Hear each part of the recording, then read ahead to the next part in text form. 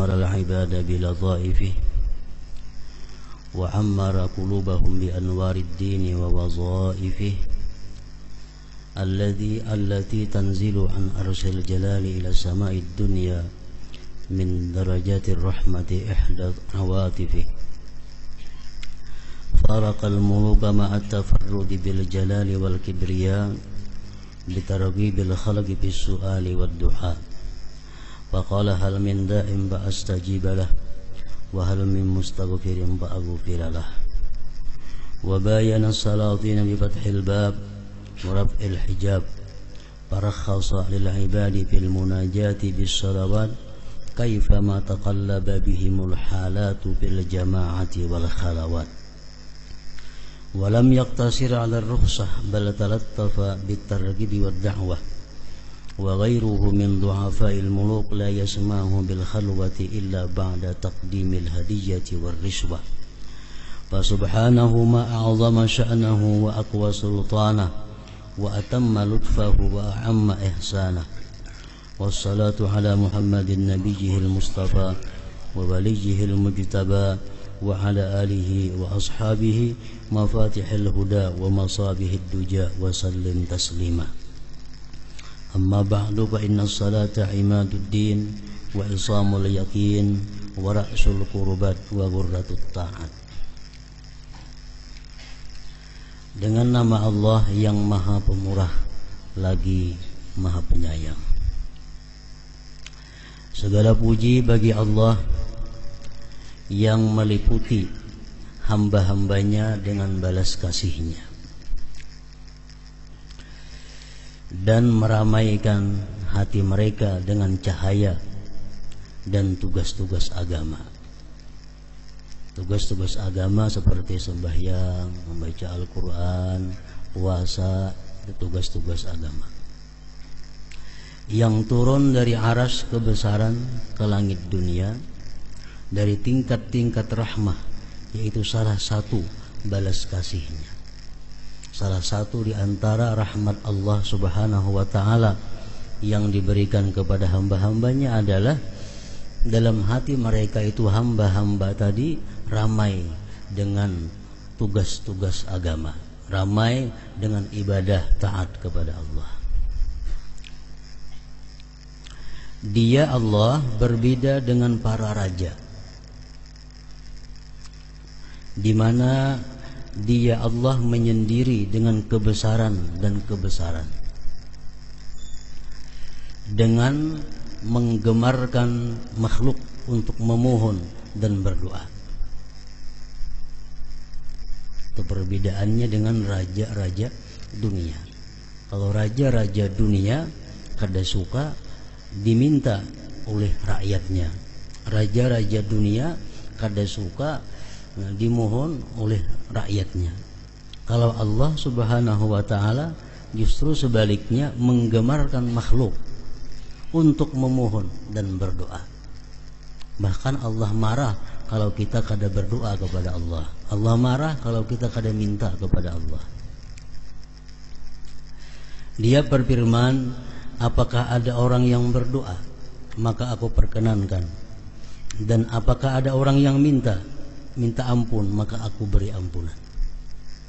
Dalam hadis yang sahih riwayat Imam Muslim, setiap malam Allah Subhanahu wa ta'ala mengutus malaikat ke langit dunia membawa pesan daripada Allah bahwa siapa yang berdoa Allah perkenankan, siapa yang minta Allah beri, siapa yang minta ampun maka Dia ampuni. Menurut sebagian hadis itu berlaku mulai sepertiga akhir malam. Ada yang mengatakan mulai sepertiga awal malam. Jadi artinya kalau sepertiga awal malam mulai pukul 10 kurang lebih Allah Subhanahu wa ta'ala sudah menawarkan kebaikannya, menawarkan kemurahannya kepada hamba-hambanya yang minta ampun, diampuni, yang minta sesuatu diberi. Sampai terbit fajar. Setiap malam yang demikian itu Allah menawarkan tadi. Dia berbeda dengan para sultan dengan membuka pintu dan mengangkat tirai. Maka dia memberi kemurahan bagi hamba-hamba dalam munajat dengan salat-salat bagaimanapun keadaan-keadaan itu berubah, di dalam jamaah maupun di dalam kesunyian. Artinya Allah Subhanahu wa ta'ala itu selalu membuka pintu rahmatnya kepada hamba-hambanya untuk bermunajat, baik secara berjamaah atau sendiri-sendiri. Dia tidak terbatas dengan kemurahan rukhsah, tetapi dengan menggemarkan dan menyerukan. Sedangkan selain dari para raja yang lemah-lemah itu tidak memberi kemurahan untuk bersunyi berada di tempat yang tidak ada orang lain kecuali setelah ia memberikan hadiah dan suap. Nah, lain hal raja-raja dunia. Kalau kita hendak berpandir empat mata lawan raja dunia, kita biasa memberi sesuatu dahulu kepada raja itu agar bisa bertemu dengannya, agar bisa berdua-duaan dengannya. Maka maha sucilah dia, alangkah agung urusannya, alangkah kuat kekuasaannya, alangkah sempurna balas kasihnya, dan alangkah merata kebaikannya. Artinya merata kebaikan Allah itu bukan hanya kepada orang yang beriman, tetapi orang yang kafir pun dalam dunia ini selalu dapat kebaikan Allah Subhanahu wa ta'ala.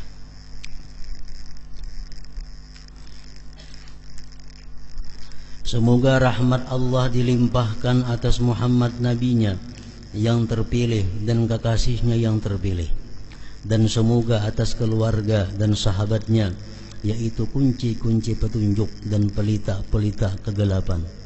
Dan semoga Allah melimpahkan kesejahteraan dengan sebenar-benar kesejahteraan atas mereka itu. Adapun sesudah itu maka salat adalah tiang agama. Salat imaduddin, tiangnya agama. Jadi artinya kalau orang itu tidak salat berarti dia tidak beragama. La salat, la dina liman la salatalah. Tidak ada agama bagi orang yang tidak sembahyang. Tali keyakinan, modal pendekatan diri kepada Allah, dan sebesar-besar ketaatan. Kami telah menjelajahinya dalam pak fikih pada mazhab yang luas, sedang dan ringkas, pokok-pokok dan cabang-cabangnya, dengan berpaling dari perhatian yang banyak kepada cabang-cabangnya yang jarang dan peristiwa-peristiwanya yang menyimpang, agar menjadi perbendaharaan bagi mufti orang yang berfatwa daripadanya. Ia mencari pertolongan dan pegangan untuk berlindung dan kembali. Jadi artinya ujar Imam Ghazali, kitab yang kususun ini adalah hasil daripada penjelajahan kitab-kitab berbagai mazhab yang luas, baik ringkas, yang luas, yang sedang, dan sidin muat dalam kitab ini pokok-pokok dan cabang-cabang yang berkaitan dengan sembahyang. Dan beliau kadang memuat kepada masalah-masalah yang jarang terjadi, itu kada sidin buat. Nah, supaya kitab ini bisa menjadi pedoman, kitab ini menjadi perbendaharaan bagi orang yang berfatwa. Pada kitab ini kami menunjukkan apa yang mesti bagi orang yang berkemauan murid, yakni amal-amal zahir dan rahasia-rahasia yang batin,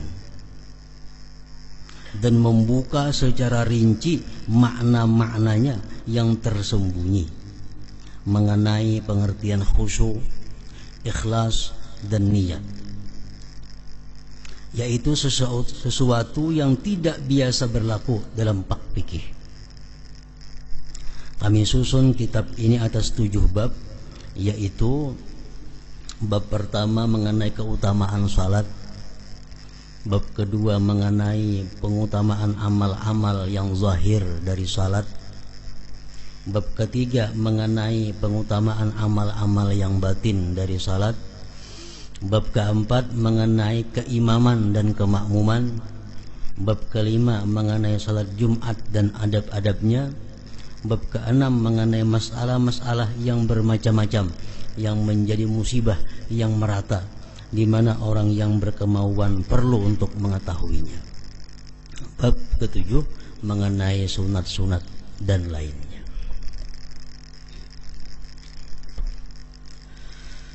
Bab pertama mengenai keutamaan salat, sujud, jamaah, azan dan lain-lainnya.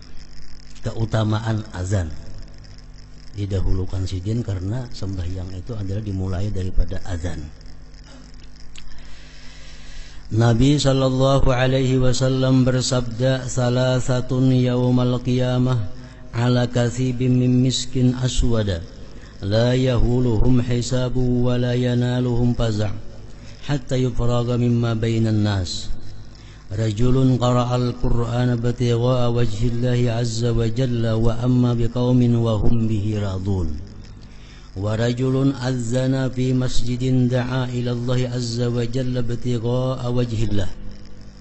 Wa rajulun ubtuliya birrizqi fid dunya falam yashghalhu dhalika an amalil akhirah." Artinya,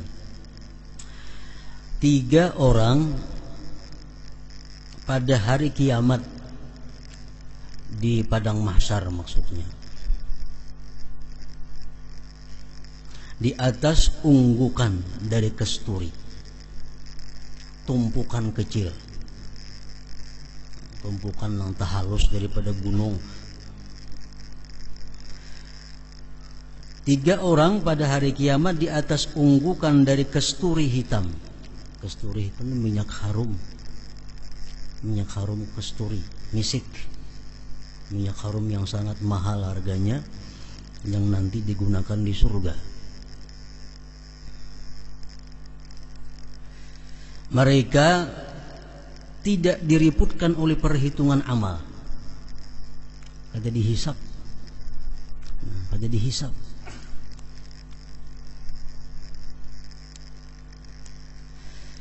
Dan mereka tidak dilanda keterkejutan.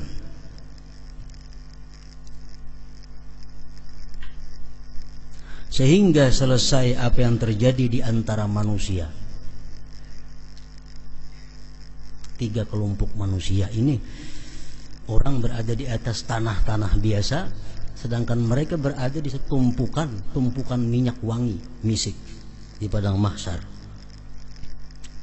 Yaitu pertama, seseorang yang membaca Al-Quran karena mengharap ridha Allah Azza wa Jal, ia mengimami suatu kaum dan mereka ridha kepadanya.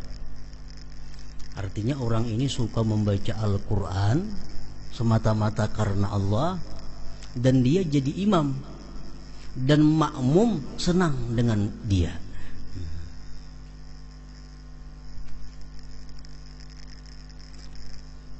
Gawiannya membaca Quran, ke masjid jadi imam, jamaah suka. Nah, itu kelompok yang pertama. Kalau jamaahnya kada katuju, nah itu lain lagi kisahnya. Maksudnya jamaah katuju itu mu'zamuhum, sebagian besar. Pada serana semua jamaah apa katuju, mu'zam, sebagian besarnya.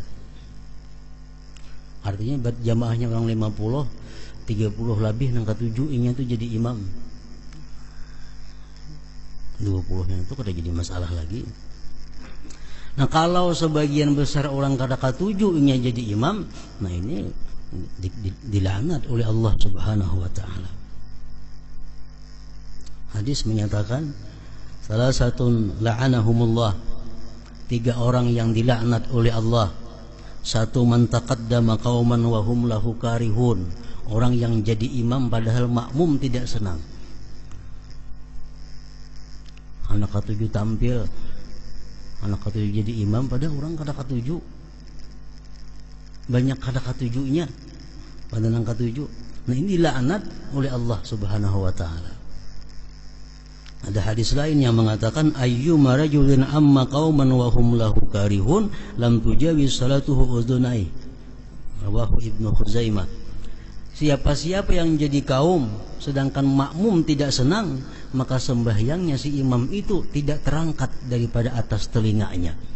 Artinya kada diterima oleh Allah Subhanahu wa taala.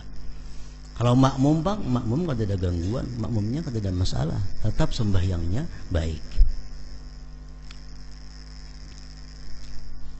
Nah, yang dimaksud dalam bab kita ini adalah orang yang membaca Quran karena Allah dan jadi imam, orang senang.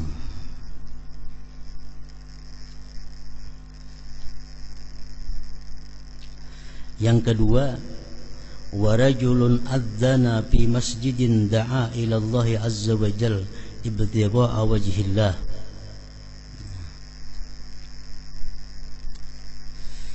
Yang kedua, seseorang yang azan di masjid, ia menyeru kepada Allah azza wa jalla karena mencari keridhaan Allah.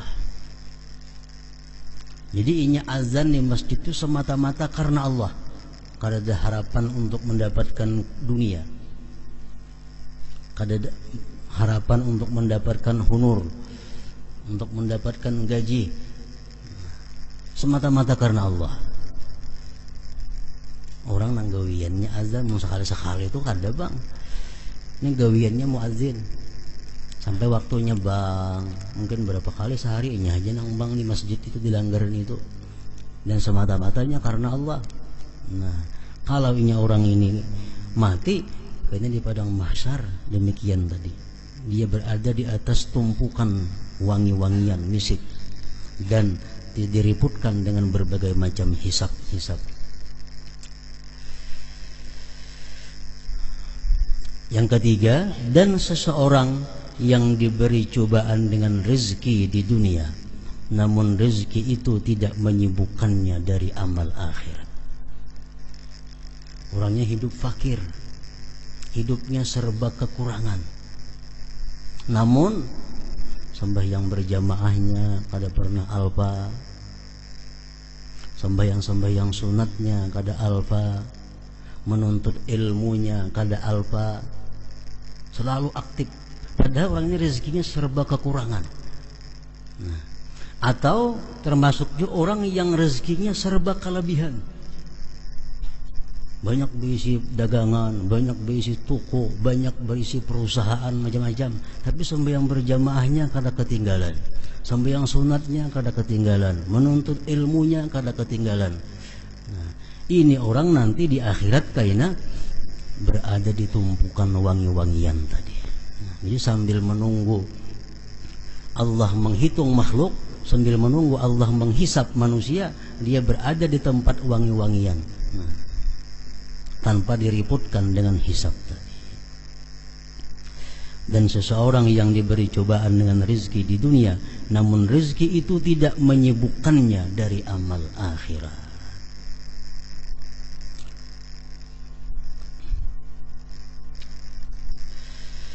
Dan Nabi sallallahu alaihi wasallam bersabda, la yasma'u nida'al muazzin jinnun wala insun wala syai'un illa syahida lahu yaumal qiyamah.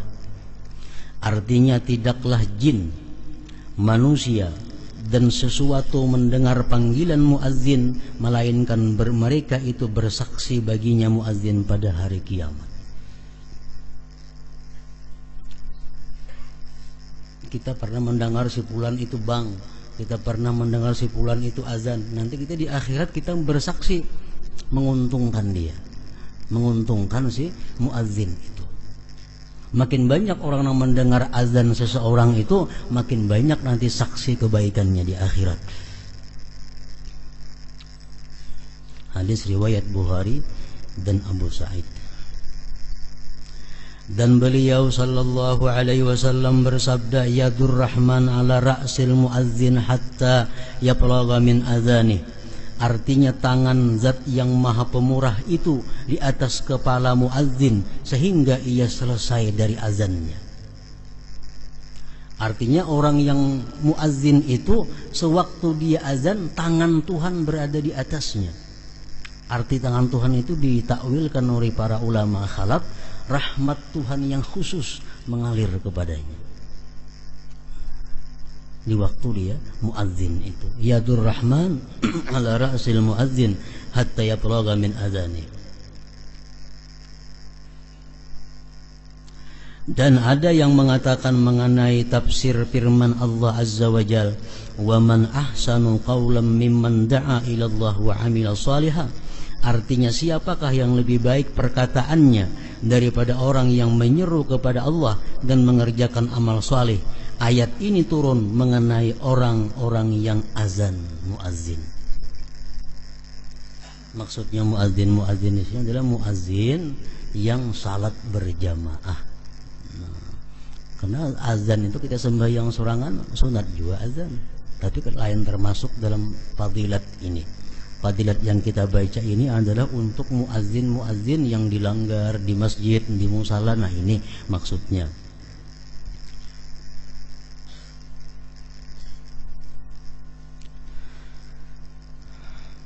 Nah ulama fikih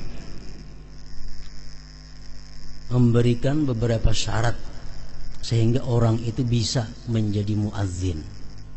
Jadi kada semua orang bisa jadi muazzin.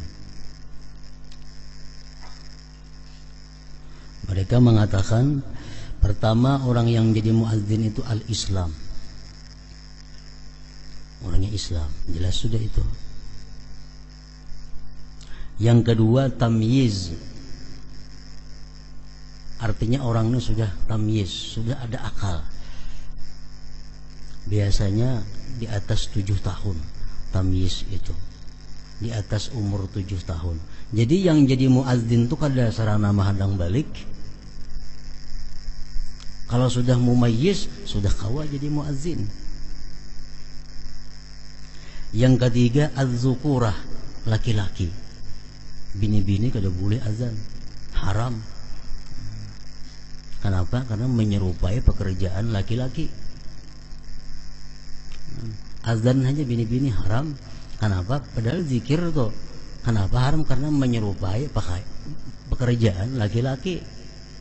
Apalagi baju kayak baju laki-laki makinnya haram.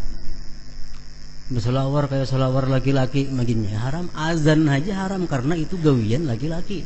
Diserupai oleh bini-bini kada boleh. Az-zukurah. Yang keempat, arifun bidukhulil waqti, tahu dengan masuk waktu. Nah itu nang kawa jadi muazzin, nang mengerti di waktu ini jam ini masuk waktu zuhur, jam ini masuk waktu asar, jam ini masuk waktu maghrib. Tahun itunya. Nah jadi 4 macam itu syarat orang nang jadi muazzin.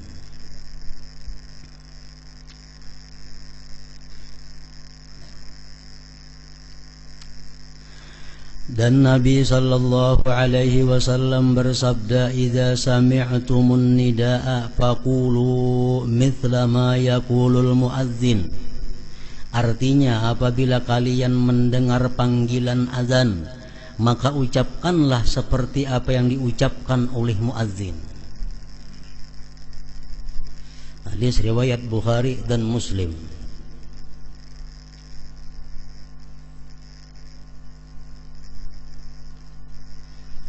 Maka ranjak kita banyak mendengar azan nih, di kota nih ya. Ada yang azan di Hulu, ada yang azan di Hilir, ada azan yang di situ. Nah mana-mana yang disahuti. Jadi semuaan itu baik disahuti. Cuma kalau kita menyahuti satu daripada itu, gugur tuntutan. Gugur tuntutan. Kita dituntut untuk menyahut orang azan. Dimanapun orang azan itu disahut. Coba kalau banyak orang muadzin di situ kamari kita mendengar, kita menyahut satu orang muadzin di antara mereka sudah cukup. Kita kalau menyahuti semuaan lebih baik lagi.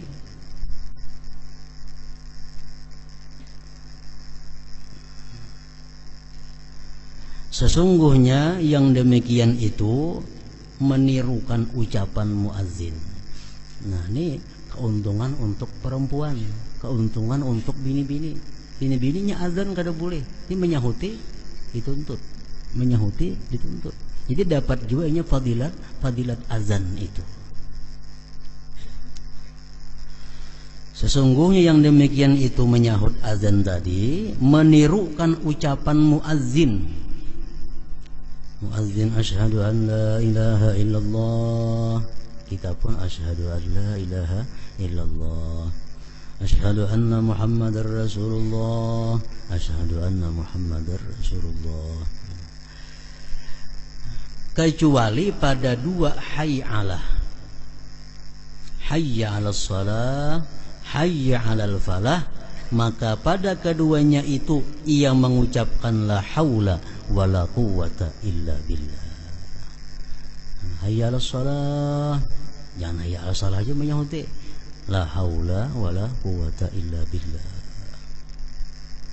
Jadi dalam istilah bahasa agama, bahasa Arab, hayyalah itu artinya hayya 'alas shalah, hayya 'alal falah. Kayak basmalah ya. Artinya apa? Bismillahirrahmanirrahim. Hamdalah, alhamdulillahirabbil alamin. Hauqalah, la haula wala quwwata illa billahil aliyil azim. Misalnya kita bersama-sama ujar membaca hauqalah. Kenapa hauqalah? La haula wala quwwata illa billahil aliyil azim. Membaca hasbalah, hasbunallah wa ni'mal wakil, ni'mal maula wa ni'man nasir. Itu singkatan-singkatan.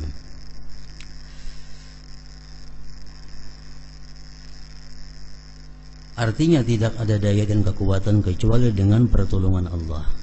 Dan pada perkataan ucapan muazzin waktu iqamah qad qamatis shalah, artinya salat telah berdiri, agar ia mengucapkan aqamahallah wa adamaha madamatis samawati wal ardh.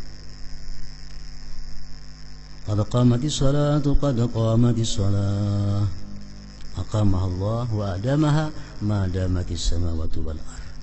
Artinya Allah mendirikannya dan mengekalkannya selama ada langit dan bumi.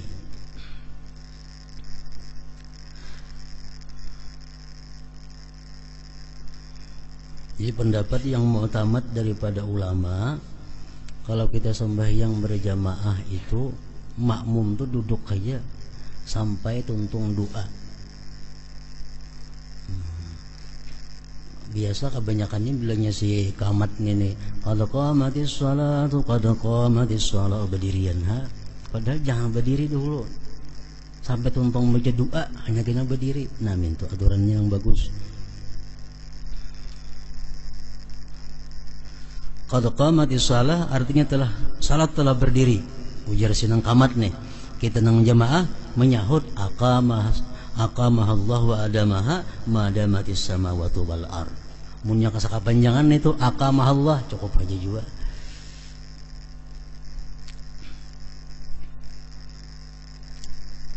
Dan ketika taswib itu ucapan as-salatu khairum minan naum pada waktu azan subuh. Itu khusus bang subuh aja, agar ia mengucapkan sadaqta wa barirta wa nasahta. Sadaqta, kamu benar, wa barirta, berbuat baik kebaikan, wa nasahta, dan memberi nasihat. Itu artinya as-salatu khairum minan naum. Jawabannya sadaqta wa barirta wa nasahta. Ketika selesai azan, ia mengucapkan Allahumma rabba hadhihi ad-da'wati tammah was-salatil qa'imah آتي محمدا الوسيلة والفضيلة والدرجة الرفيعة وابعثه المقام المحمود الذي وعدته إنك لا تخلف الميعاد. Artinya, wahai Allah Tuhan seruan yang sempurna ini dan salat yang berdiri, berikanlah kepada Muhammad akan perantaraan, keutamaan dan derajat yang tinggi, dan bangkitkanlah beliau pada makam yang terpuji yang telah engkau janjikan. Sesungguhnya engkau tidak menyalahi menyelisihi janji. Nah, ujar Rasulullah dalam hadis beliau, siapa membaca doa tersebut sesudah azan atau sesudah qamat, halat lahu syafaati, orang itu pasti dapat syafaatku kaina di hari kiamat.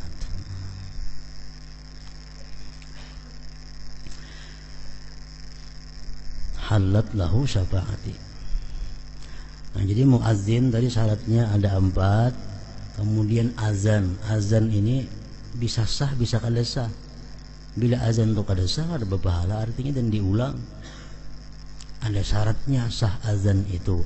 Yang pertama tertib. Nah, tertib. Hayya 'alas shalah itu berdahulu daripada hayya 'alal falah. Asyhadu an la ilaha illallah berdahulu pada asyhadu anna Muhammadar Rasulullah. Itu tertib ngarannya. Urutannya pas. Yang kedua, muwalat. Bang itu, azan itu atau qamat itu mesti berturut-turut. Jangan bermandak lawas. Contohnya Allahu Akbar, Allahu Akbar, batal wudu, bawahnya baudu. Nah, tontong baudu bahasa maka azan itu putus sudah muwalatnya ngarannya, kalawasan jaraknya antara kalimat-kalimat itu. Muwalat. Yang ketiga, syaratnya azan itu dukhulul waqti, masuk waktu. Kecuali subuh. Subuh boleh sesudah jam 12 malam. Kalau selain subuh mesti masuk waktu. Bila azan sebelum masuk waktu haram, dosanya dosa besar. Hati-hati tukang azan itu, muazzin itu harus yakin bujur bahwa waktu sudah masuk. Ada kawa kira-kira berusia belum azan, nah bukan pahala yang didapat tapi dosa. Bahkan ulama mengatakan minal kabair, termasuk dosa yang besar. Dukhulul waqti, masuk waktu. Kaunuhu min wahidin, keadaannya itu azan dari satu orang. Azan itu saikong awal sampai tuntung saikong aja. Udah boleh bergantian separuh-separuh.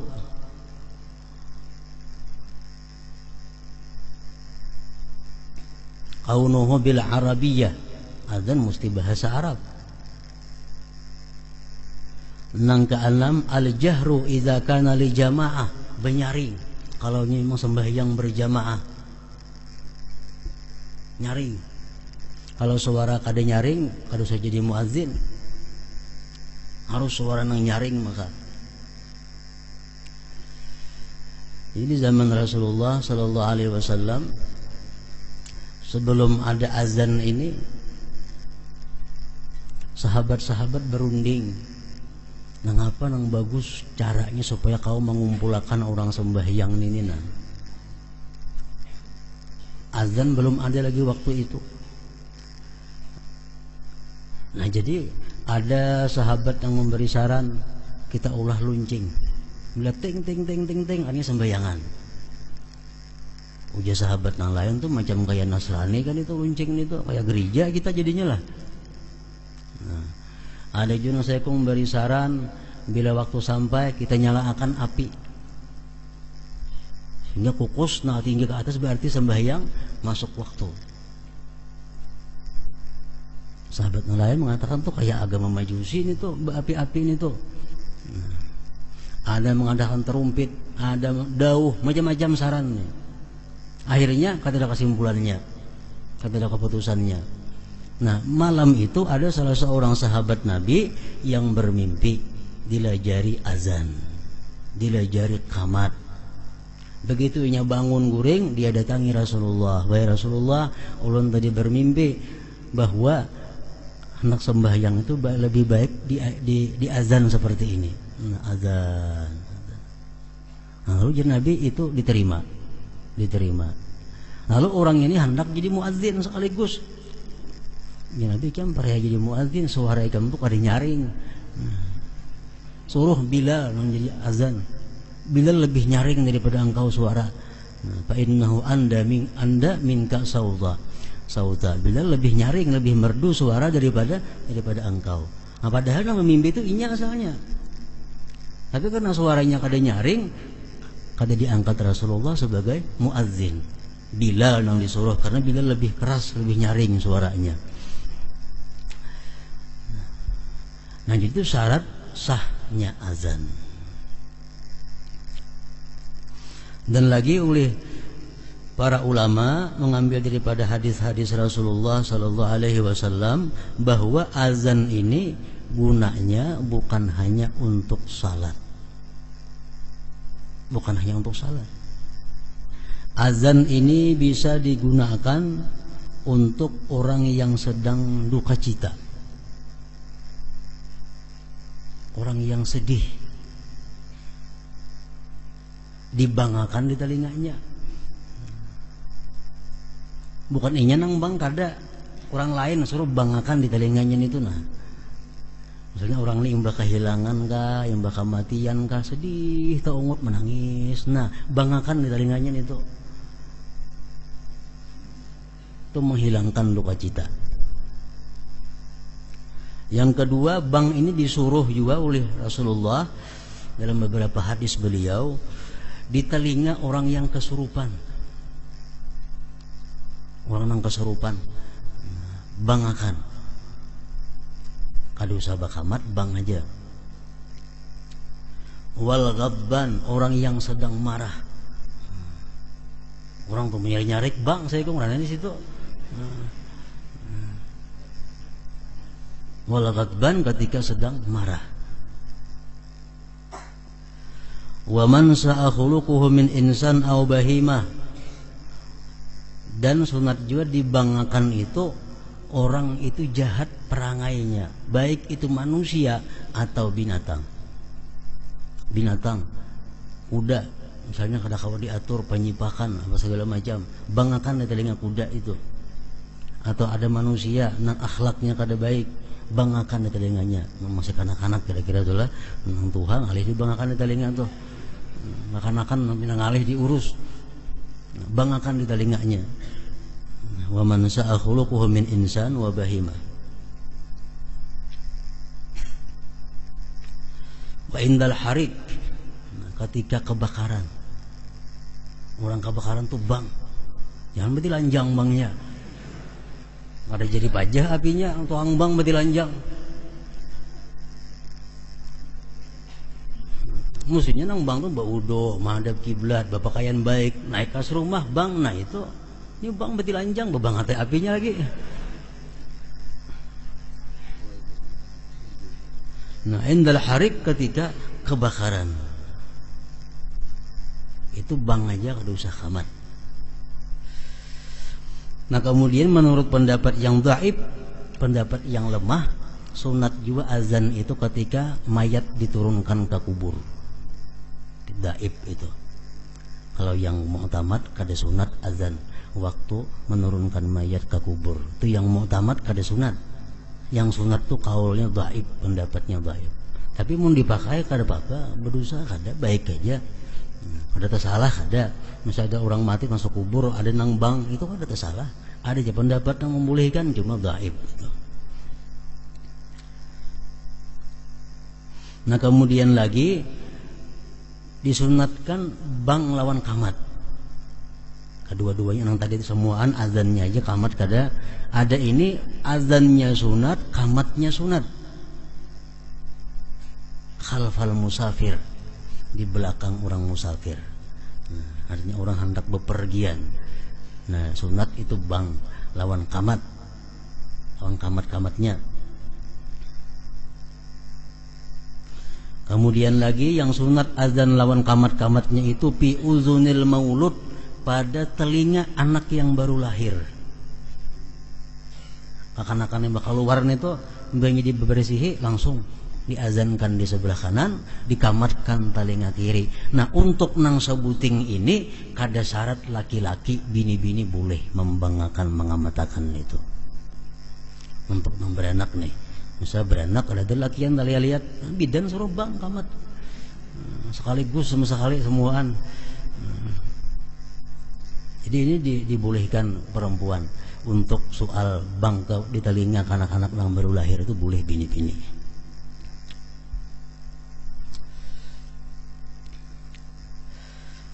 Sa'id bin Musayyab berkata, Sa'id bin Musayyab, boleh juga dibaca Sa'id bin Musayyib. Ini menantunya Abu Hurairah. Abu Hurairah sahabat Rasul, menantunya Sa'id bin Musayyab. Ini disebut tabi'in kabir. Tabi'in kabir, tabi'in yang tuha. Sa'id bin Musayyab berkata, barang siapa yang salat di tanah lapang, niscaya di sebelah kanannya ada malaikat yang salat, dan di sebelah kirinya ada malaikat yang salat. Jika ia azan dan iqamah, maka di belakangnya salat malaikat yang banyak seperti beberapa gunung. Nah, ini orang dalam perjalanan, orang dalam musafir. Nah, sampai waktu sembahyangnya di tengah jalan, di padang sawang, tempat kada ada orang. Sembahyangnya biasa, kada bebang, kada bakamatan. Nah, itu malaikat ada hadir sebelah kanan kirinya aja. Tapi kalau nyebang lawan kamat-kamatnya, nah itu malaikat di belakang pun banyak bergunung-gunung jumlahnya.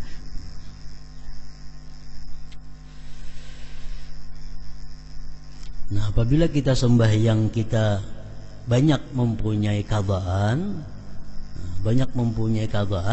itu cukup kita azan pertama aja. Selanjutnya qamat aja lagi.